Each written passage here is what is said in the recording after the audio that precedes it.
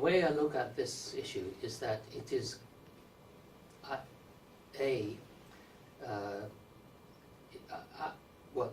the way I look at this issue is that this is going to be a very difficult one to change in the Japanese society, is my understanding. The reason is because unless, as you said, unless the top of the company gives an order that people must take holidays, in Japan, nothing changes. Secondly, it's the fundamental structure of the organizations is, I think, the major barrier of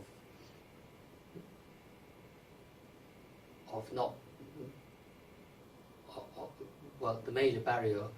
that prevents the employees taking holidays when they wish to go, when they wish. In other words, that when you look at the formation of organizations in both cultures, in the West and in Japan, the fundamental structure itself is different. Going back to the why do they, why don't they questions, the comments that always comes out from the Europeans is, why do the Japanese always stay long hours at work? On the other hand, the Japanese, when they are asked the question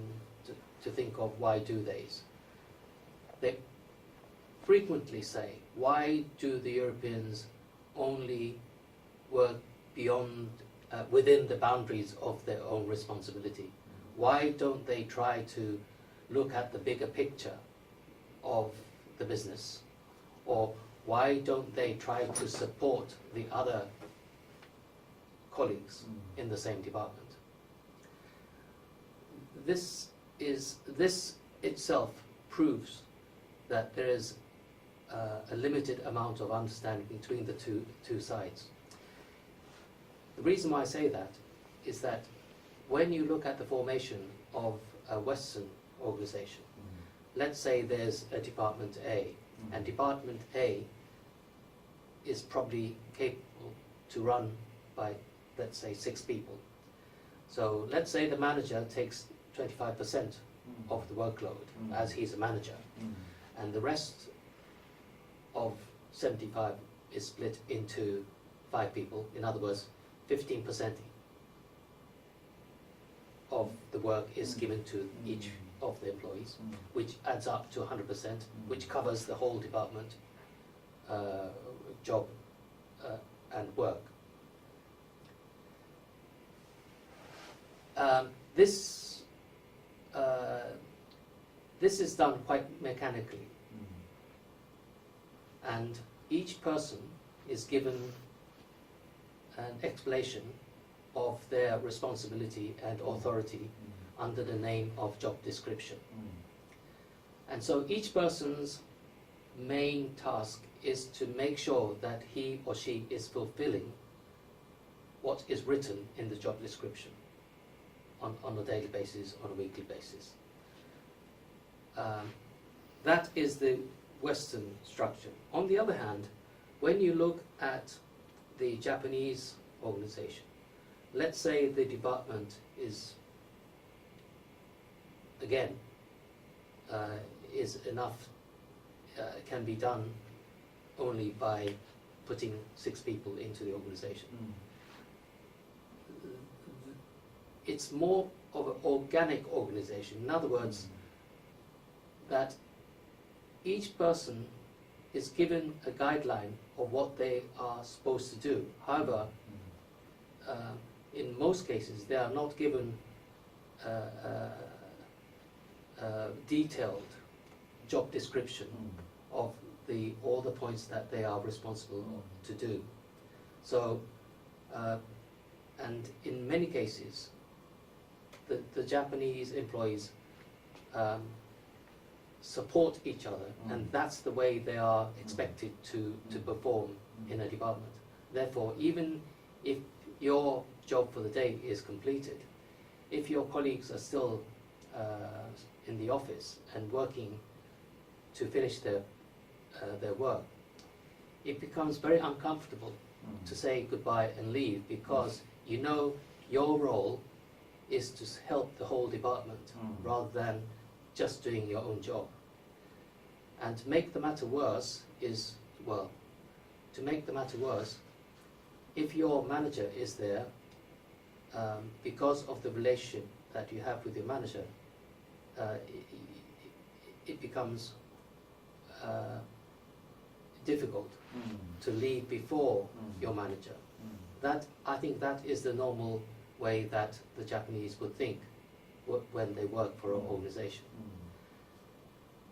The problem is that if you look at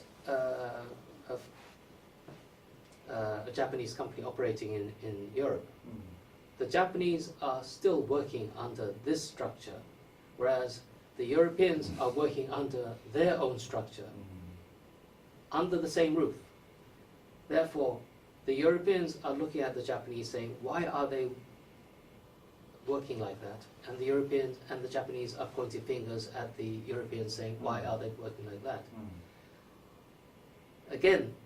it's very difficult to say which, then how can this be solved? However, because of this situation, even if you are working in a foreign environment, in this case, let's say you are working in Britain, that the Japanese are still restricted by the working work structure that they know from Japan. Therefore, this influences their thinking pattern of perhaps I should not take a holiday because my colleagues is still working on this specific project or whatever. And because of these, this work structure itself, I think this puts a limit, makes restrictions to how, to the work, to this work-life balance itself. That is how I look at it. Do you have any comments to this? まあその難しいですね、これはね。そのどこでバランスを取るかということですよね。まあ、私もイギリスにいて、まあ、同じまさに屋根の下にイギリス人のチームと、まあ、日本人だけのチームと、あとはその、日本人とイギリス人というか、まあ、いろんな、ね、多国籍軍みたいなそういう混合チームと、まあ、これはいくつかありましたけれども、まあやはり、日本のやり方でやっていてはとても受け入れられないですから、やはりそこは、まあ、かなり、まあ、全部というわけにいかないでしょうけど、やっぱり 70-80% はそのやっぱりローカルのルールに従ってやっていかないといけないと思うんですね。で、まあ残業についてはね、やはり、まあ残業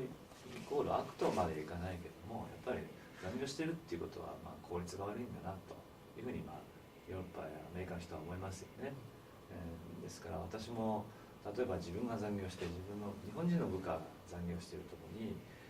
イギリス人やアメリカ人のボスが来ると、なんであいつらを早く返さないんだと必ず言われますね。6時半ぐらいでもですね、で、いやなんとかするからっつってまあいろいろ工夫するんですけれども、でそこでやっぱり、一つあるのはこう日本人だけで仕事をしていると、なんか何をやってんだろうと、なんか俺たちの知らないとこでなんかこそこそやってんじゃないかなと、そういう目で、特にまあ私は日本の会社でしたから、本部となんかこうね、自分たちの分からないところでなんかやってんじゃないかっていうふうなまあ疑いの目っていうと大げさかもしれませんですけど、そういうことまで勘ぐられるところがありまして、それはやっぱり、まあ、もちろんそうじゃないんだよってことはいつも説明してましたけども、そうは言ってもそこはやはり、ね、残業を減らすっていうことで精一杯やらないといけないというふうに思いましたね。であと、まあ、おっしゃってた2点目のそのチームワークという考え方、このチームワークといった時にやはり考え方が違いますよね。一人一人の責任分担がきちっと決まってて、サッカーで言えば私はストライカーだと、俺はバックだと決まってて、それぞれが最高のパフォーマンスを示して試合というものが一番うまくいくと、こういう考え方ですよね。ただ日本の場合はおっしゃるように、ある時はストライカーである時はディフェンダーでって、そういう世界ですよね。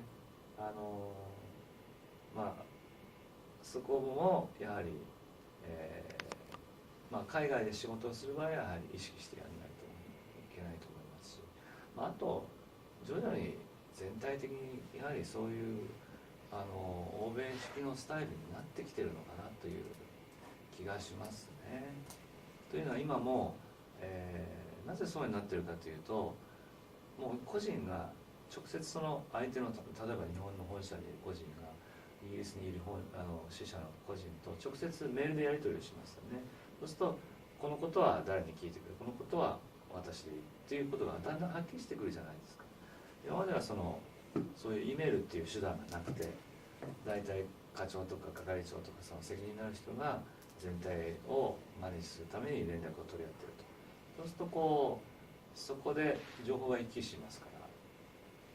日本側は曖昧になっちゃう、イギリス側はきちっとしててもね、そういうことが起こったと思うんですが、今も担当者同士でダイレクトにやりますので、そこのところは割とこの役割分担っていうのは意外にはっきりしてきてるんじゃないかなと、日本側でもですねっていう気がします。